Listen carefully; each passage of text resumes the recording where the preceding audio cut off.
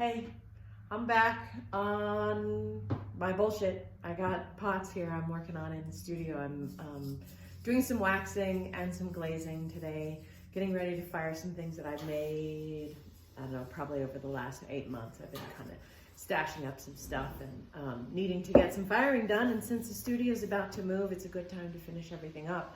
So I just thought I'd show you what was up and maybe talk a little bit about staying in the practice.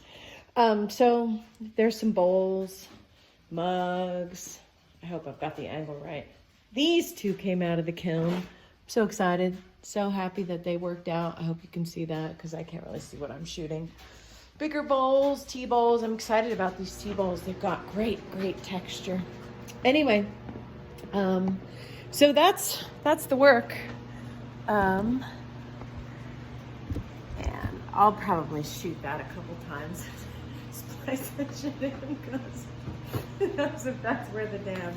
So anyway, so I'm waxing, and the wax is pretty much a petroleum-based thing. Stays liquid, and I just kind of paint it on the bottom of the pots. I just got some on my fingers, which would cause me problems later, so I'm probably gonna have to quit and start over. But just apply this on there. It keeps the bottom of the pots clean, keeps them from sticking, getting glaze on them, which then it would in turn would stick them to the shells.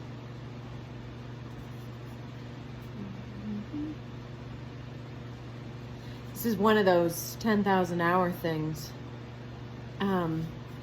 And it's something you wouldn't think, oh, I'm gonna really learn how to apply this wax to the bottom of pots so that I can be a master at something. But really every single part of what you do when you're making work that you believe in has to come from that place of authority, has to come from at least your place on the path of gaining the authority. It's always got to be done with that intention to really get it done. Because otherwise, you're just going to make a mess. You're going to ruin the pots. You're going to ruin the work. And too much time went into these. Too much is expected from them at the other end to just fuck them up with carelessness in a step that would feel like, whatever, it's not that important. Every step is important. Every step is important. And so, I'm thinking about current events, right? Everybody's thinking about the collapse of Western civilization. Is that too strong? We'll see, right? We'll see. But I feel so personally related to what's happening or coming or whatever. My relationship with illness is really strong, and it's really really has me thinking deeply a lot about what it is to be alive, what it is to be a person, why we're here, what purpose we serve, all those things, because of course death feels very near right now. It feels very present and very possible, because I've been sick before and I know what it is to catch something in this random way and then just be signed up for some goddamn ride that maybe you are not interested in taking. It's never fun. It's never good. And a lot of people are going to take it. And so what's our response? What's your response? What's my response? And I'm not hoarding shit. I'm not sort of going in that consumerist direction, but I am sort of that mentality that we should probably, restrict our movements. We should take it seriously. We should do what we can to kind of prevent people who will be susceptible to this from getting sick. And so, but then also, what do we do with ourselves then if we withdraw, if we kind of agree that that's a good idea, and maybe we suspend the culture for a couple weeks or whatever that's going to be to sort of go through this change. Side note, I remember thinking when I was sick, the first was like 6 months of magical thinking, this is just going to get better real soon, It may be around for a lot longer than we think. Anyway, what do we do with ourselves?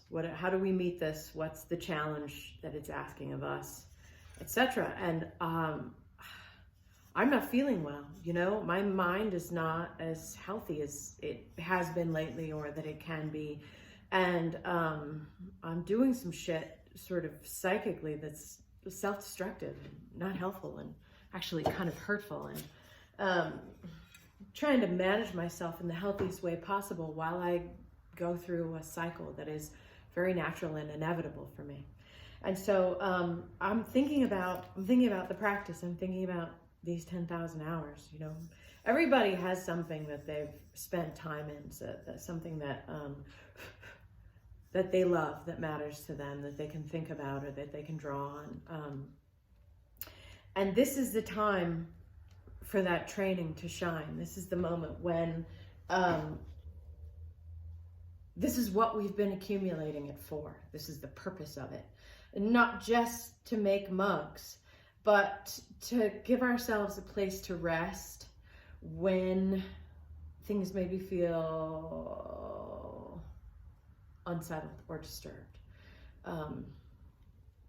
Yeah, it gives us a place to return to. It gives us a place to fall back. And so that's what I decided to do today. I was going to get in here, and I was going to get focused on this work, and I was going to make something.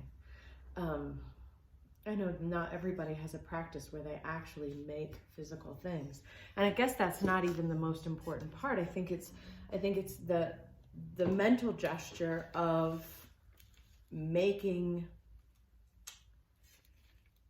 sense of the world, making your little part of the world grow. And so